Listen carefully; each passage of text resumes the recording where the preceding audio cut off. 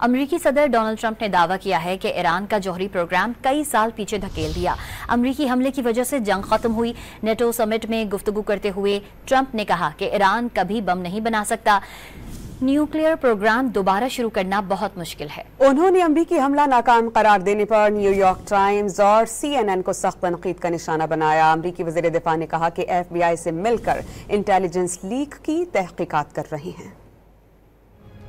अमेरिकी सदर Donald Trump ने ईरान का जौहरी प्रोग्राम कई साल पीछे धकेलने का दावा कर दिया। इजराइल ईरान जंग खत्म कराने का क्रेडिट भी लिया। कहा, ईरान कभी बम नहीं बना सकता, सब कुछ पहाड़ तले दब चुका। दी हेग में नेटो समिट के मौके पर गुफ्तगू करते हुए ट्रंप ने कहा, ईरान यूरेनियम अफसोदा नहीं कर सकेगा।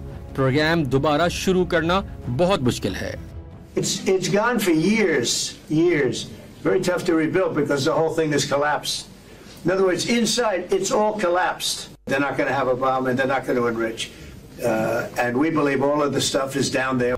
ट्रंप ने धमकी देते हुए कहा कि ईरान ने जौहरी तंसीबात बहाली की कोशिश की तो दोबारा हमला कर देंगे। दावा किया कि अमेरिकी हमले की वजह से जंग खत्म हुई। हिरोशिमा और नागासाकी की मिसाल नहीं देना चाहता। Had we not succeeded with that hit ended the war. That hit ended the war. I don't want to use an example of Hiroshima. I don't want to use an example of Nagasaki. Trump ने अमेरिकी हमलों की नाकामी की report देने वाले CNN और New York times पर शदीद तनकीद की और उन्हें बेवकूफ करार दिया।